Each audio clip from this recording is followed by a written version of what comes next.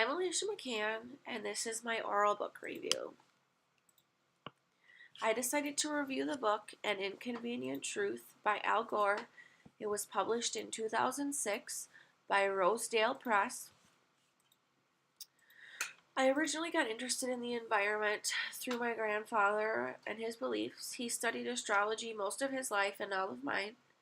The most important things I took away from our talks was the issues with the New Madrid fault and the temperature difference in Wisconsin from when he was a child and when he was an adult. He believed that the future of the environment was at risk and it would continue to be at risk until it was taken more seriously and something was done. Al Gore starts off his book by describing the process of global warming. He states that heat radiates from the sun and gets trapped in the layers of the atmosphere, while some of it is reflected back into space. What isn't reflected back into space is what keeps our planet at a habitable temperature. Over the course of mankind's existence, we continue to add to the amount of greenhouse gases in the atmosphere.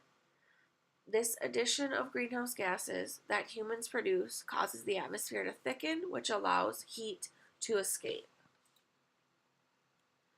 On page 36, Al Gore displays a graph that shows carbon dioxide in parts per million.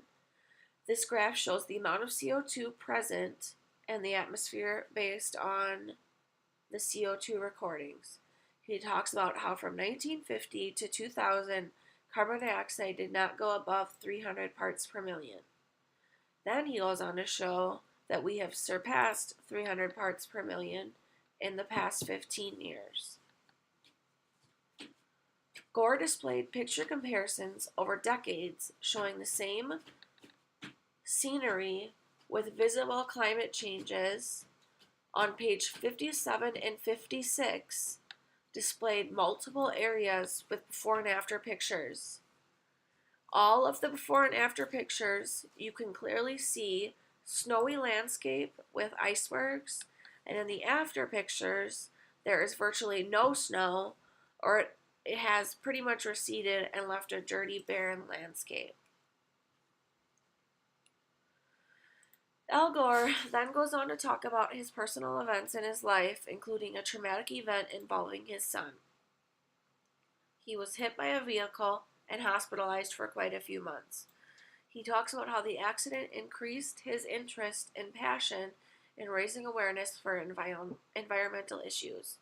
He briefly touched on the topic of one of his idols, a professor who helped change his ideas and set him on the path to become a better environmentalist. The next portion of his book goes on to explain that rapidly melting icebergs are threatening people's clean water supplies. 40% of people rely on fresh water from springs that are fed from the melting Himalayan glaciers. With the rapid decline, we are going to be facing serious shortages on water in the near future. According to Gore, if global warming emissions were to keep on the projected course, the icebergs, part of Antarctica and Greenland, would melt and cause sea levels to rise to heights that threaten coastal cities and environments. That would include regions like Florida, California, New York. These areas could be partially flooded or completely underwater. He talks about carbon emissions from vehicles and how the U.S. is leading in these emissions. He also discusses carbon dioxide emissions from power plants and coal factories. This is causing the U.S. to rank in as one of the largest CO2 contributors because of how big we are and all of the things we have going on. I thought Al Gore did a good job presenting the information in a way that someone who is uninformed or uneducated on the topic would understand. This was visible through his repeated imagery, basic statistics, and simple vocabulary. While he had lots of graphs, he did a good job relaying the point through the graphs. Due to Gore being a politician and not a scientist, his book wasn't entirely focused on scientific facts, and I do not think he presented enough information on the topic. There was not enough suggestion or information on technology that could help reduce or prevent global warming gas emissions. Too much of this book was focused on political experiences and him tying politics into the topics with global warming and climate change. While trying to prevent global warming, there would be a political aspect present, obviously, but the scientific aspect should come first. Mr. Gore discusses how people think that we can prevent global warming without destroying the economy. He also points out that trying to prevent more greenhouse gas emissions and global warming will create more job positions. It will create better job contracts, which will have a positive effect on the economy.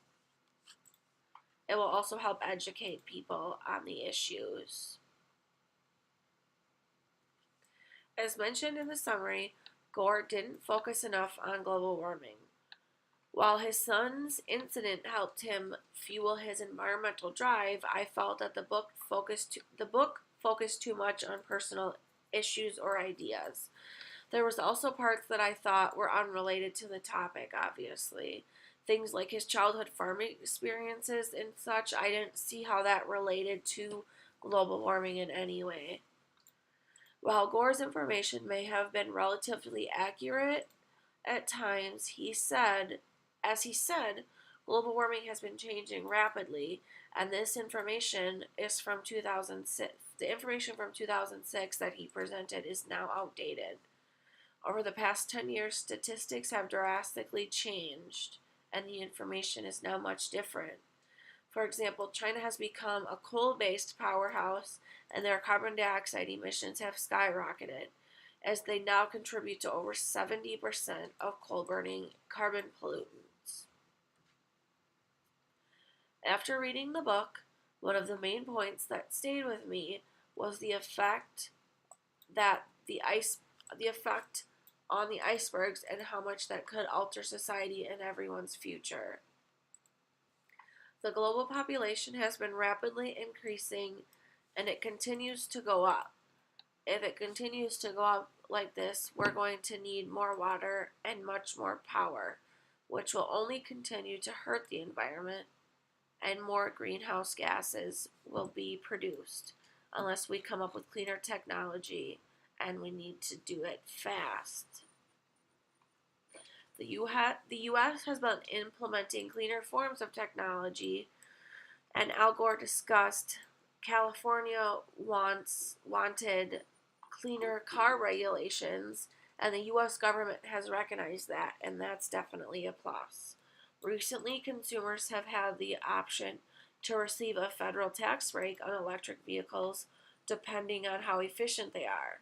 So they're offering incentives for people to do the right thing in the and help the environment, which is new. Also, companies like Tesla Motors, amongst others, have built electric vehicle charging stations